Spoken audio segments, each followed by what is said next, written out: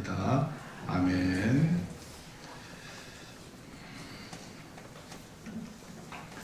네, 오늘 여러분과 더불어 모압 왕이었던 발락과 또 선지자였던 발람의 말씀을 이야기를 드리려고 합니다. 제가 예전에 과천 서울대공원에 한번 놀러 간 적이 있었는데 그때 제가 정말 깜짝 놀란 일이 있었어요. 그거는 과천에 가면 조류관이 있습니다. 조류관. 새들 모아놓는 조류관이 있는데 그 조류관에 딱 들어섰는데 안녕하세요, 사랑해요, 대한민국 만세 뭐 이러는 거예요. 그래서 녹음기 틀어놓은 줄 알았어요. 녹음기 틀어놓은 줄 알았는데 야, 가만히 보니까 거기 구간조라고 하는 시커멓게 생긴 새가 있는데, 야, 이 새가 새장 속에 있는데 그렇게 그 사람 얘기하고 똑같아요. 뭐 사람이 하는 소리지 그걸 누가 새가 하는 소리라고 듣겠어요. 사랑해요, 그리고 안녕하세요, 대한민국 만세 막 이러는 거예요. 새가 똑같아. 제가 하는 얘기하고 똑같아요. 제가 녹음을 했어요. 그걸 녹음해서 집에 와서 들어보는데 이거 새가 했다는 거를 아무도 믿질 않아. 그건 들은 사람만, 그 새가 말하는 걸 들은 사람만 믿을 수가 있지 아무도 믿질 않아요. 야, 새가 그 주둥아리도 얼마나 작아요. 근데 목소리가 사람 목소리야. 사람 목소리. 뭐 하나도 틀리질 않아요. 야, 아마 제가 그때 그 경험을 하게 하신 것이 오늘 이 설교를 하라고 하신 것 같아요. 오늘 본문에 보면 나귀가 자기 주인에게 말을 걸잖아요. 말을 걸고 사람과 대화를 합니다. 나귀가. 여러분, 우리 개들도요, 집에서 키우는 개들도 말귀 다 알아들어요? 못 알아들어요? 네, 다 알아들어요. 마음까지 개들이 다 읽어요? 안 읽어요? 사람 마음까지 다 읽어요. 그러니까 개들은 눈치가 빨라요? 안 빨라요? 사람보다 눈치가 더 빨라요. 개들이요. 그러니 동물들이라고 우리가 절대 무시할 수가 없습니다. 동물이라고 무시할 수가 없어요. 동물이 사람보다 더 뛰어난 감각, 더 뛰어난 재능, 더 뛰어난 것들을 많이 갖고 있거든요. 우리가 동물에서 진화된 게 아니라 하나님께서 다 개별적으로 다 기능에 맞게 다 개별적으로 특별한 은사와 특별한 재능, 특별한 장기를 주신 것이지 이게 진화된 게 아니에요. 그거를 동물이 말해주고 있는 거죠. 여러분, 왜 나귀가 얘기를 하게 됐을까요? 자, 오늘 본문을 보면은 이스라엘 사람들이 광야 생활한 지가 이제 40년이 다 돼갑니다. 이제 가나안 땅이 코앞에 와 있어요. 가나안 땅이 코앞입니다. 요단강만 건너가면 이제 가나안 땅이에요. 그러니까 이제 구분응선을 넘었어요. 이제 깃발을 꽂는 순간만 남아 있거든요. 그런데 이제 모압 땅에, 모압 평지에다가 이 사람들이 진을 쳤습니다. 요단강 동편에 모압 평지에다가 그 당시 모세를 추종하던 사람이 60만이 넘었으니까요. 60만이 넘는 사람이 다 텐트를 치고 거기서 이제 다 이렇게 진을 치고 살아갑니다. 모압 왕이 그걸 봤어요. 이 모압 왕 발락이 그걸 보고, 야, 큰일 났다. 우리의 국가가 풍전등화 위기에 지금 빠져있다. 저 구름대와 같은 저 사람들이 우리나라를 침범한다면 저 사람들을 누가 이기겠느냐. 우리는 이제 끝났다. 우리나라는 끝났고 이제 우리가 살 길이 뭔가. 그래서 이 발락이라는 사람이 이제 누구를 불렀냐면은 미디안의 장로들을 불렀어요. 상의를 하려고. 이 국가가 지금 위기에 처해 있고, 자, 이스라엘 입장에서 보면은 그 모압 사람들은 그들이 정복할 땅이고 정복할 사람들이지만 모압의 입장에서 보면은 이스라엘 사람들은 적이에요. 원수입니다. 원수들이 사방에 진을 치고 이제 진격의 나팔만 이제 남아있는 거거든요. 그러니까 지금 이 모압 왕 발락이 정말 사시나무 떨듯이 떨고 있고 밤에도 잠을 못 자는 거예요. 전쟁의 풍파가 몰아치면 내 처자식들 다 종으로 붙잡히게 되고 유린을 당하게 되고 고통을 당하게 되는데, 그러면서 이제 머리를 짜내고 짜냈는데 어떤 결론이 났냐면 당시 유명한 하나님의 선지자가 있습니다. 그 사람의 이름이 발람이에요. 이 발람이라는 선지자가 있었는데 자, 이 사람이 복을 빌면 복을 받아요. 또 이 사람이 저주를 하면 저주를 당합니다. 사람들이. 그러니까 너무나 용한 하나님의 선지자였어요. 그러니까 미디안의 장로들이 말하기를 대왕마마 우리가 군사적으로 저들을 압도할 수 없고 이길 수 없고 저들은 하나님이 같이 하지 않습니까? 그러니 우리가 발람 선지자를 불러서 그에게 이스라엘을 저주하도록 합시다. 그러면 발람은 워낙 신통방통한 사람이니까 발람 선지자가 저주하면 이스라엘은 반드시 저주를 받게 될 겁니다. 야, 이 기발한 아이디어를 미디안의 장로들이 딱 제시한 거예요. 그래서 모압 왕 발락이 사신을 보냈어요. 사신을 보내가지고 발람 선지자에게 가서 이 왕의 뜻을 전합니다. 자, 우리 22장 6절 같이 읽어봅시다. 22장 6절 같이 읽어볼까요? 자, 우리보다 시작. 우리보다 강하니 청컨대 와서 나를 위하여 이 백성을 저주하라. 내가 혹 쳐서 이기면 이 땅에서 몰아내리라. 그대가 복을 비는 자는 복을 받고 저주하는 자는 저주를 받는 줄을 내가 알미라. 모압 왕 발락의 말을요, 모압 장로들과 미디안 장로들이 바로 예물을 가지고 가서 발람에게 이 말을 그대로 이렇게 전한 거예요. 그러니 좀 와서 이스라엘을 저주해 달라는 겁니다. 자, 그런데 선지자 발람이 어떤 반응을 보였을까요? 자, 발람이 어떤 반응을 보였냐면 15절에서 20절을 같이 읽겠습니다. 발락이 시작. 발락이 다시 그들보다 더 높은 귀족들을 더 많이 보내매 그들이 발람에게로 나아가서 그에게 이르되 십볼의 아들 발락의 말씀에 청컨대 아무 것에도 꺼리끼지 말고 내게로 오라. 내가 그대를 높여 크게 존귀케 하고 그대가 내게 말하는 것은 무엇이든지 시행하리니 청컨대 와서 나를 위하여 이 백성을 저주하라 하시더이다.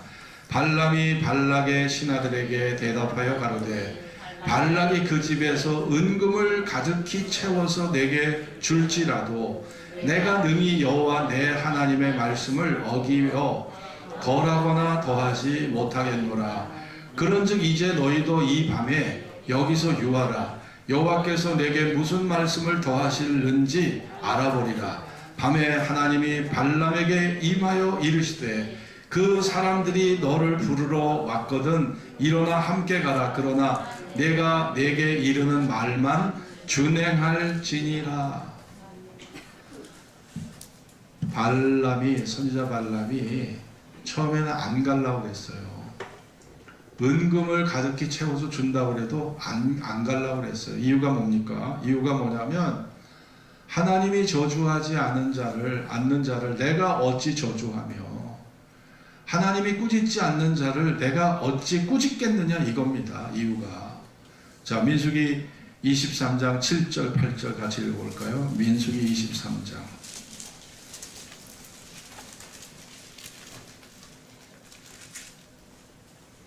자, 7절 8절 같이 읽읍시다. 발람이 시작. 발람이 노래를 지어 가로되 발락이 나를 아람에서 모압 왕이 동평산에서 데려다가 이르기를 와서 나를 위하여 야곱을 저주하라. 와서 이스라엘을 꾸짖으라 하도다. 하나님이 저주치 않으신 자를 내가 내 어찌 저주하며 여호와께서 꾸짖지 않으신 자를 내 어찌 꾸짖을꼬. 아니, 하나님이 저주하지 않은 자를 내가 어찌 저주하고 하나님이 꾸짖지 않는 자를 내가 어찌 꾸짖겠느냐. 내가 어찌 하나님의 명령을 거역하고 내가 하나님의 뜻을 어찌 역행하겠느냐.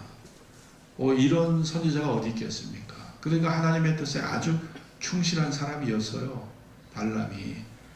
그런데 이제 정말 너무나 솔깃한 제안을 하니까 발람이 나귀를 타고요, 모압 왕 발락을 찾아가는 거예요. 그런데 하나님이 더 적극적으로 주의 사자를 보내어서, 천사를 보내어서 이 선지자 발람의 길을 막아섭니다. 이렇게 막아서, 야, 너 가면 안 돼. 칼을 들고 막아서는 거예요.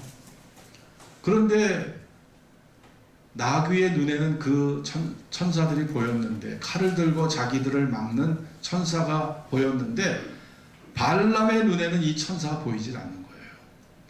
그러니까 처음에 막 이제 발람이 나귀를 타고 가는데 막 칼을 든 천사가 이렇게 막 막으니까 나귀가요, 길을 가다가 밭으로 막 가는 거예요. 밭으로. 예? 밭으로 가고, 또 포도원이 있는 그 길에서 담벼락이 이렇게 옆에 쌓여 있는데 그 길로 막 내모니까, 그 길로 가다가 담벼락 사이와 이 발람이 나귀를 타고 가다가 다리가 이렇게 밑으로 내려져 있잖아요. 이 다리가 나귀와 담벼락 사이에 끼게 된 거예요. 그러니까 이제 이 다리가 막 으스러지는 것처럼, 다리가 막 그냥 끼어가지고 으스러지는 것처럼 고통이 온 거예요. 으악! 막 소리를 지릅니다. 아니 이 나귀 새끼, 네가 미쳤구나! 그러면서 그런 찰나에 이 천사가 죽이려고 하니까 이 나귀가요, 그냥 무릎을 탁 꿇어버린 거예요. 그러니까 그 위에 타고 있던 발람 선지자가 어떻게 되겠어요? 앞으로 꼬꾸라져 버린 거예요. 그 화가 머리끝까지 나가지고, 야, 이 녀석아, 지팡이를 들고 막 후려 팹니다. 지팡이를 갖고 그냥 세 대를 막 후려 팬 거예요. 그때 나귀가, 그때 입이 탁 열렸어요. 나귀의 입이 열리면서 나귀가 무슨 말을 합니까? 자, 여기 보세요. 여기 보면은 우리 같이 한번 읽어볼까요? 같이 읽어봅시다. 우리 오늘 본문인데요. 자, 26절 같이 읽어봅시다. 26절에서 28절까지 시작. 여호와의 사자가 더 나아가서 좌우로 피할 데 없는 좁은 곳에 선지자. 나귀가 여호와의 사자를 보고 발람의 밑에 엎드리니 발람이 노하여 자기 지팡이로 나귀를 때리는지라. 여호와께서 나귀 입을 여시니 발람에게 이르되 내가 내게 무엇을 하였느기에 나를 이같이 세 번이나 때리느냐. 29절. 발람이 나귀에게 말하되 내가 나를 거역하는 연고니 내 손에 칼이 있었다면 곧 너를 죽였으리라. 30절. 나귀가 발람에게 이르되 나는 내가 오늘까지 내 일생에 타는 나귀가 아니냐. 내가 언제든지 내게 이같이 하는 행습이 있더냐. 가로되 없었느니라. 31절. 때에 여호와께서 발람의 눈을 밝히시매 여호와의 사자가 손에 칼을 빼어들고 길에 선 것을 보고 머리를 숙이고 엎드리니. 32절까지 읽읍시다. 여호와의 사자가 그에게 이르되 너는 어찌하여 내 나귀를 이같이 세 번이나 때렸느냐. 보라, 내 길이 내 앞에 패역함으로 내가 너를 막으려고 나왔더니. 여러분 보세요. 나귀가 여호와의 사자를 보고 이렇게 피하다가 이렇게 발람 선지자가 큰 부상을 입은 거죠. 나귀의 잘못입니까? 누구 잘못입니까 도대체? 발람이 잘못이잖아요. 하나님이 가지 말라고 하는 길을 억지로 가려고 하니까 이런 불상사가 일어난 거죠. 자, 여러분 보시면 호세아 2장 6절에 보면 우리가 하나님의 뜻을 거스리는 이스라엘 백성을 향해서 하나님이 말씀하시기를 내가 가시로 너의 길을 막을 것이고 담을 쌓아 너로 저로 그 길을 찾지 못하게 하리라. 자, 우리가 하나님의 뜻을 알면서도 우리가 그 길을 가려고 할 때 하나님이 가시로 그 길을 막으시고 담을 쌓아서 그 길을 찾지 못하게 하겠다는 거예요. 우리가 인생을 살다 보면은요, 참 원치 않는 이 장애가 발생할 때가 있어요. 이런 장애라는 것은 내 자신이 혹시 내가 하나님의 뜻에 불순종해서 하나님이 가지 말라 하는 그 길을 가기 때문에 발람처럼 내가 당하는 고난이 아닌지를 생각해 봐야 합니다. 내가 주를 위해서 고난을 받는 것은 의의 고난입니다. 의의 고난이에요. 그러나 하나님의 말씀을 불순종해서 고난을 받는 것은요, 이거는 죄로 인한 고난입니다. 욕심으로 인한 고난입니다. 발람은 처음에, 발람 선지자는 이스라엘 백성을 결코 저주할 수 없고 결코 꾸짖을 수 없다는 것을 이미 알고 있었어요. 그것이 왜냐?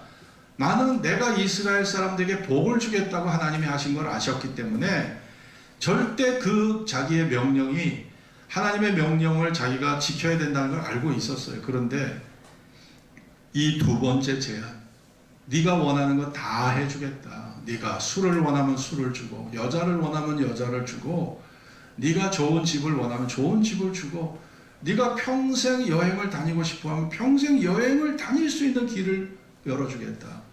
이 모압 왕 발락의 제안을 이 발람 선지자가 뿌리치기가 매우 어려웠던 거예요. 그러다 보니까 하나님이 야, 너 정 그렇다면 가라. 그러나 내가 너에게 명한 말은 절대로 잊지 말라고 하신 그 말씀을 듣고 그냥 가버린 거예요. 가버린 겁니다. 여러분, 하나님께서 인도하시고 축복하신 이스라엘 백성을 저주한다는 것은요, 애초부터 불가능한 일이었어요. 하나님께서 막으시는 것은, 하나님이 막으시는 길을 우리가 어떻게 도전하겠습니까? 그것은 결국 하나님을 대적하는 것이 되는 거예요. 여러분, 누가 하나님과 싸워 이길 수 있겠습니까? 우리가 그러므로 어떤 일을 계획하거나 추진할 때 이것이 하나님의 뜻에 맞는지를 먼저 생각해 봐야 되는 거예요. 그러지 않으면 우리가 이 발람 선지자와 같은 일을 내 생애 속에서 당할 수가 있는 겁니다. 여러분, 오늘 이런 우스갯 소리가 있는데, 여러분, 나이 많은 어느 할머니가 이 따스한 봄날 모처럼 곱게 단장을 하고 길을 나섭니다. 햇살이 고운 그런 한적한 길을 걸어가는데 마음이, 나이는 지금 70대라도 마음이 어느 날 20대로 돌아간 거예요. 그래가지고 오랜만에 처녀 시절로 돌아간 듯한 그런 기분을 느꼈어요. 이 70대 할머니가. 근데 갑자기 뒤에서 소리가 들립니다. 같이 가 처녀, 이런 소리가 들리는 거예요. 같이 가 처녀, 이런 소리가 들리는 거예요. 이상하다. 살펴보니까 아무도 없어요. 분명히 같이 가 처녀라고 들렸는데 도대체 누굴까? 이상해서 뒤를 돌아보니까 생선장수가 소형 트럭을 몰고 따라오는 거예요. 가만히 보니까 아주 씩씩하게 생긴 청년이 딱 운전대를 잡고 있는 거예요. 아, 저 청년이 내 뒷모습에 반해서 같이 가 처녀라고, 같이 가 처녀 이랬구나, 이런 착각을 하고 있는데, 할머니가 이제 가방을 뒤적거리면서 보청기를 귀에다 딱 끼고 들어보니까 아주 잘 들립니다. 내용이 뭐였을까요? 갈치가 1,000원이었어요. 갈치가 1,000원. 갈치가 1,000원. 아니, 갈치가 1,000원인데 이 사람이 마음이 싱숭생숭해서 막 이 봄날에 자기도 모르게 막 그냥 마음이 들뜨니까 갈치가 1,000원이 가치가 처녀, 이렇게 들린 거예요. 야, 이게 인간입니다. 여러분, 유혹이 다가오고 이렇게 어떤 시험이 다가오면요, 이게 내가 듣고 싶은 대로 들어버려요. 말씀도 순수하게 받는 게 아니라 말씀도 내가 듣고 싶은 대로 들어버려요. 그리고 듣고 싶은 대로 들어버리고 듣고 싶은 대로 해석을 해버립니다. 그러니까 그 말씀의 순수함이 멀어지는 거예요. 자, 그러니까 여러분, 발람이 그랬던 거죠. 발람이, 야, 하나님이 너 가도 된다. 그러나 내가 명령한 거 절대 지켜라. 그러니까 하나님이 말씀에 지키라는 거는 다 뒷전으로 뭉개버리고 그냥 가려고 했던 거 아닙니까? 그러니까 나귀를 통해서 하나님께서 역사하신 거 아니냐고요. 여러분, 그렇습니다. 22장 17절 같이 읽겠습니다. 22장 17절. 내가 그대를 시작. 내가 그대를 높여 크게 존귀하게 하고 그대가 내게 말하는 것은 무엇이든지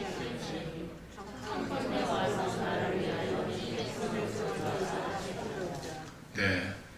자, 정말 여기에 22장 27절의 말씀처럼 청컨대 나를 위하여 이 백성을 저주하라. 발람이 이것이 하나님의 길이 아니고 하나님 뜻이 아니라는 걸 분명히 알았어요. 그러나 욕심에 눈이 어두워 버리니까 하나님의 뜻이 안 보였던 거예요. 여러분, 인간의 마음에 참 욕심이 들어오면요, 마음이 이게 왜곡이 됩니다. 마음이 변질이 돼버려요. 그래서 들어야 될 소리를 듣지 못하고 봐야 될 것을 보지 못해요. 나귀는 하나님의 천사를 봤지만 발람은 그걸 보지 못했어요. 왜입니까? 욕심으로 눈이 이미 멀어졌어요. 귀가 이미 멀어진 거죠. 판단력을 상실해서 바로 그릇된 길을 가게 된 겁니다. 여러분, 그렇습니다. 야고보 1장 14절 15절에 보면 오직 각 사람이 시험을 받는 것은 자기 욕심에 끌려 미혹됨이니 욕심이 잉태한 즉 죄를 낳고 죄가 장성한 즉 사망을 낳는다고 그랬어요. 욕심에 사로잡히면 여러분, 우리가 죄를 짓게 됩니다. 그 죄를 짓게 되면 결국 사망의 길로 가는 거예요. 그 시작점이 바로 욕심에 있는 거예요. 여기서 미혹됨이다. 예? 사람이 시험을 받는 것은 욕심에 이끌려 미혹됨이다. 미혹됨이다. 미혹이라는 말이요. 따라해 봅시다. 헬라어 델레아조. 따라해 봅시다. 델레아조. 이 미혹이 델레아조입니다. 이 델레아조가 이 델로라는 말에서 파생한 건데요. 이 델로가 뭐냐? 이게 바로 미끼예요. 미끼입니다. 여러분, 우리가 물고기에게 미끼를 던져서 물고기를 낚잖아요. 이게 바로 이 미혹된다는 게 미끼에 걸려들었다는 얘기예요. 미끼에 딱 걸려들었다는 거예요. 물고기가 미끼에 탐이 나서 덥석 물고 나면 어떻게 돼요? 무트로 끌어올려져서 사람에게 밥이 돼요.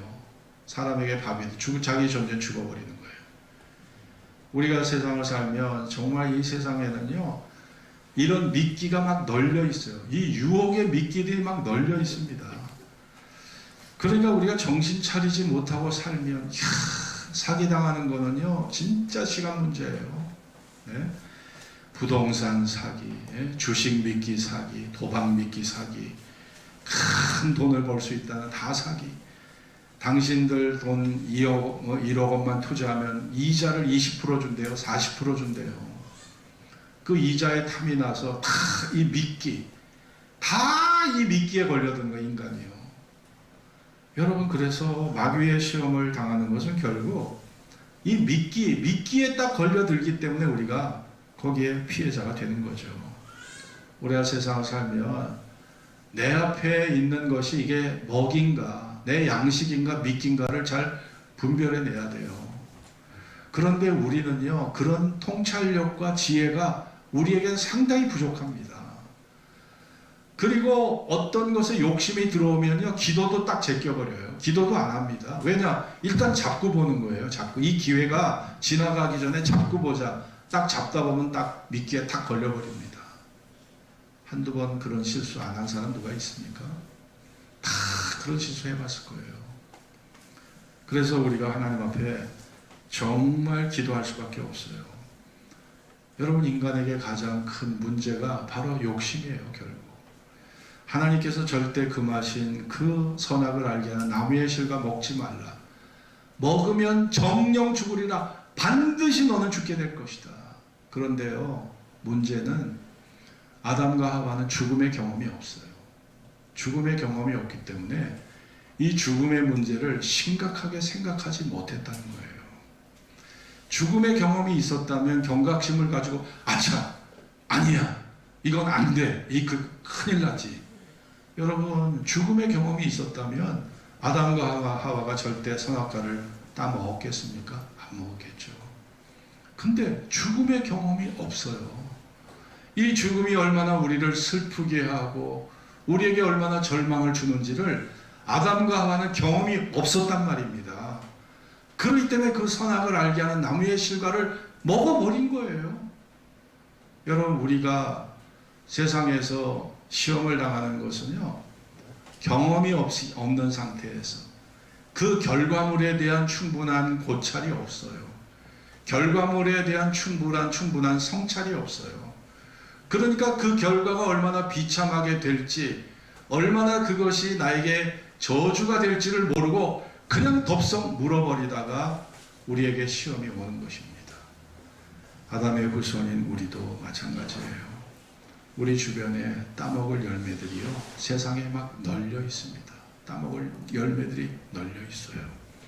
아담이 그랬던 것처럼 우리 마음을 흔들게 하고 욕심이 생겨나도록 세상은 그렇게 우리를 이끌고 있습니다. 옷 욕심에 빠져보세요. 옷 욕심. 네? 이 옷도 사고 싶고 저 옷도 사고 싶고, 옷 욕심에 빠지면 한도 끝도 없습니다. 명품 욕심에 빠져보세요. 네? 백도 사야 되고 시계도 사야 되고 뭐 가방도 사야 되고, 여러분 더 예쁘게 더 젊게 보이려는 성형 욕심에 빠져보세요. 돈이 수천만 원, 수억이 들어가도 아깝지가 않아요. 여행 욕심, 음식 미각 따라가서 좋은 음식 먹으려고 하는 그 욕심이 우리를 얼마나 또 시험에 빠지게 하는지 몰라요.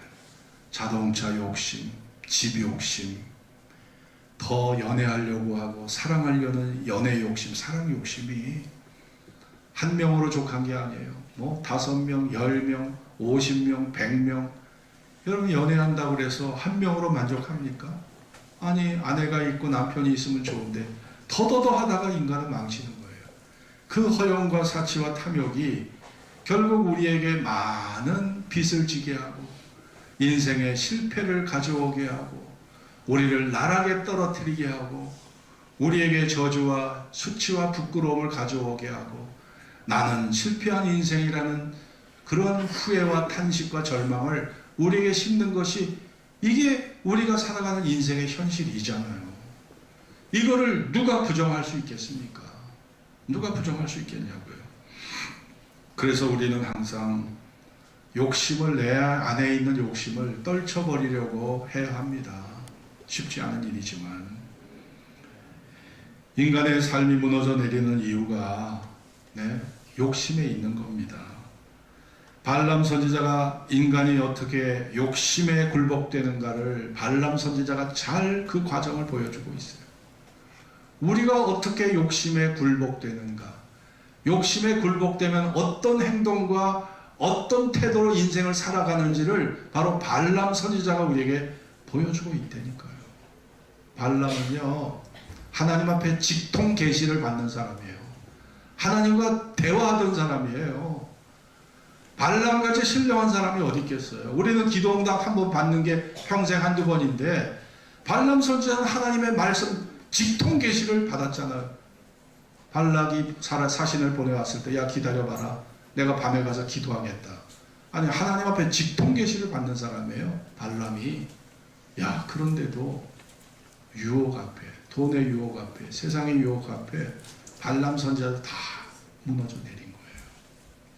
그러니 여러분, 우리가 말씀을 붙잡지 않고 하나님 앞에 철두철미하게 살지 않으면 다 시험의 바다에 다 빠져 들어갈 수밖에 없는 것이 이 세상의 유혹이라는 겁니다. 말씀은요, 끝까지 붙잡지 않으면 결코 영적 전쟁에서 승리할 수가 없어요. 발람 선지자는 처음에는 승리했어요.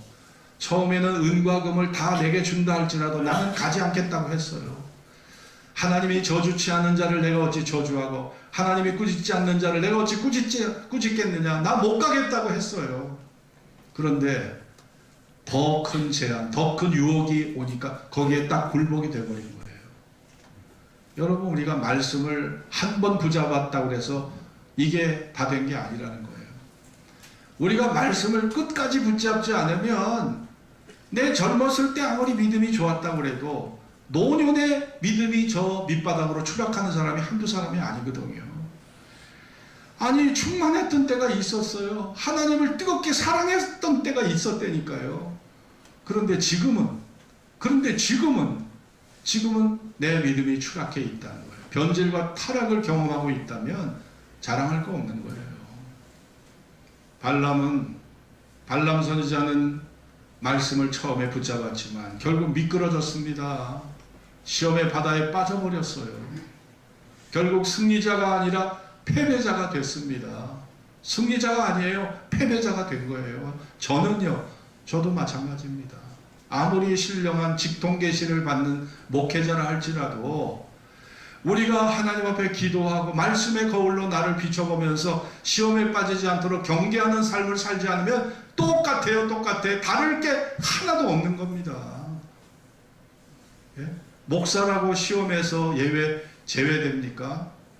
여러분 한번 따라해 봅시다. 죄는 면역 기능이 없다. 죄는요 면역 기능이 없어요.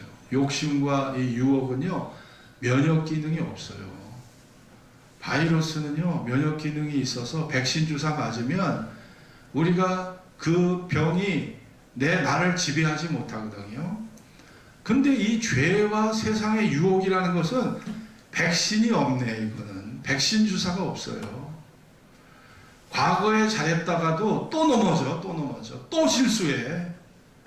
과거에 이겼다고 할지라도 또 실패해. 여러분 죄와 세상의 욕심과 세상의 유혹은요 면역 기능이 작동이 안 돼요. 이게 그러니 우리가 날마다 깨어서 기도하고 말씀의 거울 앞에 나를 들여다보면서 날마다 조심하고 살 수밖에 없는 것이 바로 이 땅에 우리 인간의 삶인 것입니다. 여러분 발람이 갔던 길처럼 내 삶의 길이 순탄치 않다면 돌이켜 내가 발람처럼 내가 하나님의 뜻을 역행하고 대적하고 살지는 않는지를 우리 돌아봐야 합니다. 욕심이 만들어내는 세상 온갖 유혹을 이기는 길은요 내 의지에 있는 게 아닙니다. 내 지혜에 있는 것도 아니에요. 내 경험이 그것을 보장해 주지도 못해요. 말씀의 거울 앞에 수시로 나를 들여다보고 내가 하나님 앞에 시험에 들지 않도록 기도할 수밖에 없는 거예요. 시험의 원인이 밖에 있다고 생각하지 마십시오. 시험의 원인이 밖에 있는 게 아닙니다. 시험의 원인은 대부분요 내 안에 있어요. 내 욕심이, 그 유혹에 민감한 내 감수성 있는 그 마음이 바로 우리에게 시험을 가져오는 거지, 시험의 요인이 밖에 있다고 보지 마십시오. 시험의 요인이 바로 여러분 안에 존재하는 것입니다. 그러니 이 마음을 다스려 달라고 우리는 기도할 수밖에 없는 존재들인 것이죠. 사랑하는 성도 여러분, 오늘 우리가 살아가는 이 세상 정말 유혹이 넘치고 유혹의 바다, 시험의 바다 속에 우리가 살고 있잖아요. 우리 귀에 들려오는 온갖 뉴스들을 들어보십시오. 얼마나 세상에 황당한 일들, 비참한 일들, 얼마나 무서운 일들, 두려운 일들, 얼마나 우리를 놀라게 하는 일들, 얼마나 미끄럽게 우리를 미끄러지게 하는 그런 유혹의 함정들이 얼마나 도처에 깔려 있는지를 세상이 잘 보여주고 있잖아요. 예수 믿는 사람이라고 예외입니까? 우리는 그런 유혹에서 다 면제받은 사람들입니까? 아니에요. 똑같습니다. 똑같아요. 하나도 다를 게 없어요. 우리가 자기 자신을 믿고 교만해서는 안 됩니다. 나는 지금까지 시험을 견뎌왔으니까 앞으로도 난 충분히 모든 걸 견뎌낼 것이다. 천만의 말씀입니다. 내가 여기까지 잘 왔다고 해서 미래까지 보장되는 거 아니에요. 매일매일 지금까지 잘 왔다고 해도 또 새롭게 또 하나님께 깨어 기도하고 또 무릎 꿇고 하나님께 기도하지 않으면 발람처럼 넘어져요. 발람처럼 시험당해요. 발람처럼 수치와 부끄러움을 당하고 나귀에게 책망받아요. 동물에게 책망받아요. 이게 우리의 현실이에요. 우리가 이 사실을 가슴 깊이 새기면서 부끄럽지 않는 인생 살아가도록 하나님 앞에 기도하는 저와 여러분 될 수 있기를 바랍니다. 다 같이 기도합시다. 오늘 주신 말씀을 기도하면서 정말 시험의 바다 속에서 수없는 사람이 지금도 쓰러지고 낭패를 당하고 후회와 탄식과 절망 속에 헤매는 사람이 한둘이 아닙니다. 여러분, 성경은 우리에게 말씀하고 있습니다. 이 세상이나 세상에 있는 것들을 사랑치 말라. 누구든지 세상을 사랑하면 아버지의 사랑이 그 속에 있지 아니하나니. 이는 세상에 있는 모든 것이 육신의 정욕과 안목의 정욕과 이생의 자랑이니 다 아버지께로 쫓아온 것이 아니요 세상으로 쫓아온 것이라. 이 세상도 그 정욕도 지나가되 오직 하나님의 뜻을 행하는 이는 영원히 거한다고 말씀하셨습니다. 이 말씀을 우리 가슴에 새기고 이 유혹의 바다, 시험의 바다에서 승리하는 길은요, 끝까지 말씀을 붙잡는 거예요. 말씀의 거울로 나를 늘 돌아보는 거예요. 그리고 깨어서 시험에 들지 않도록 기도하는 거예요. 그것이 최선의 삶입니다. 다 같이 기도합시다. 오늘 감사합니다. 주여 하나님